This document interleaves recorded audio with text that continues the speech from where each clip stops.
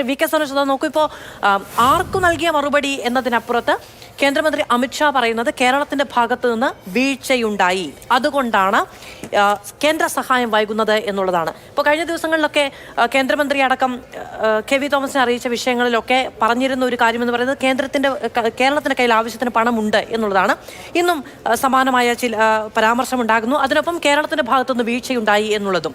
ഇത്രയും വലിയ ദുരന്ത മേഖലയിൽ കേരളം കാര്യക്ഷമമായി പ്രവർത്തിച്ചില്ല എന്ന് കേരളത്തിന്റെ ജനതയോട് കേന്ദ്രമന്ത്രി പറയുകയാണ്. എന്താണ് സർക്കാരിന്റെ പാർട്ടിയുടെ മറുപടി?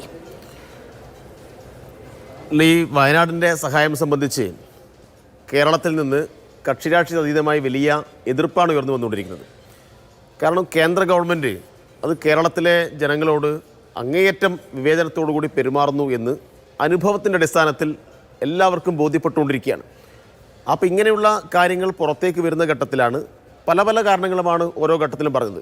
ഇപ്പോഴാണ് പറയുന്നത് ഇത് വളരെ വൈകിട്ടാണ് ഇതുമായി ബന്ധപ്പെട്ട റിപ്പോർട്ടുകൾ കൊടുത്തതെന്ന്.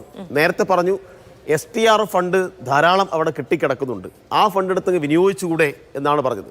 ഇവിടെയുള്ള മുൻ കേന്ദ്രമന്ത്രിയായിട്ടുള്ള മുരളീധരൻ പറഞ്ഞത് അതൊന്നും വലിയ ദുരന്തമല്ല, അതൊക്കെ 2 വാർഡിനെ ബാധിക്കുന്ന ഒരു കാര്യമല്ലേ, എന്തിനാണ് അതിനെക്കുറിച്ചൊക്കെ ഇങ്ങനെ ആശങ്കപ്പെടുന്നതാണ് പറഞ്ഞത്.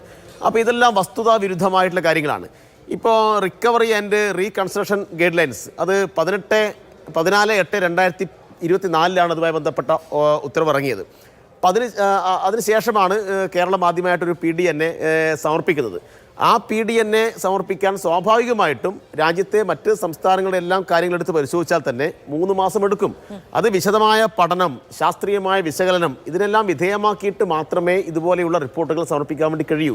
ധൃതി പിടിച്ചിട്ട് ഒരു റിപ്പോർട്ട് സമർപ്പിച്ചാൽ അതിനകത്തുണ്ടാവുന്ന പിശകുകൾ അതായിരിക്കും ഒരുപക്ഷെ പിന്നീട് കേരളം ചർച്ച ചെയ്യുക.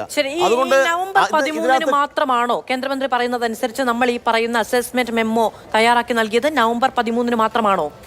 ഓഗസ്റ്റ് മാസം 17 തീയതി എന്നുള്ള അവകാശവാദങ്ങൾ ഇടയ്ക്ക് കേൾക്കുന്നുണ്ടായിരുന്നു. അതുകൊണ്ട് ക്ലാരിറ്റി വരുത്താൻ വേണ്ടിയാണ് അത് ചോദിച്ചത്. NDRF മാനദണ്ഡ പ്രകാരം 1202 കോടി രൂപ പ്രാഥമികമായി ആവശ്യപ്പെട്ടുകൊണ്ട് ആഗസ്റ്റ് 17 തന്നെ റിപ്പോർട്ട് സമർപ്പിച്ചു. അതിന് 5 പൈസ തന്നിട്ടില്ല. പിന്നീട് നവംബർ 13 ഡിസാസ്റ്റർ നീഡ്സ് അസസ്മെന്റ് നടത്തിക്കൊണ്ട് റിപ്പോർട്ട് വീണ്ടും സമർപ്പിച്ചു. അതിനകത്തും ഒരു പ്രതികരണവും ഉണ്ടായിട്ടില്ല. പിന്നീട് ഇതുമായി ബന്ധപ്പെട്ട PDNA സമർപ്പിച്ചു. അപ്പോഴാണ് പറയുന്നത് ഇത് സമർപ്പിച്ചത് വളരെ വൈകിയാണെന്ന് പറയുന്നത്. അപ്പോൾ നേരത്തെ കാര്യങ്ങളെല്ലാം അങ്ങോട്ട് വിടുകയാണ്. ഇത് വളരെ വൈകി സമർപ്പിച്ചു എന്ന് പറയുന്നു. ഇതൊക്കെ എന്താ അതിൻ്റെ അടിസ്ഥാനം? ഇപ്പോൾ ഇതുപോലെയുള്ള സമാനമായ ദുരന്തം നടന്ന മറ്റ് സംസ്ഥാനങ്ങളോട് കാണിച്ച സമീപനം എന്താണ്? ആ മറ്റ് സംസ്ഥാനങ്ങൾക്ക് വളരെ കൃത്യമായിട്ട് ആനുകൂല്യങ്ങൾ കൊടുത്തല്ലോ, അതുമായി ബന്ധപ്പെട്ട സഹായങ്ങൾ കൊടുത്തല്ലോ. ഇപ്പോൾ സിക്കിം, ഹിമാചൽ, ഉത്തരാഖണ്ഡ് തുടങ്ങിയിട്ടുള്ള സംസ്ഥാനങ്ങൾ നേരത്തെ ദുരന്തം ഉണ്ടായ സമയത്ത് 3 മാസം കഴിഞ്ഞിട്ടാണ് PDNA സമർപ്പിച്ചത്. അതെല്ലാം കൃത്യമായിട്ട് തെളിവടക്കം നമുക്ക് ഇവിടെ കാണാൻ വേണ്ടി കഴിയും.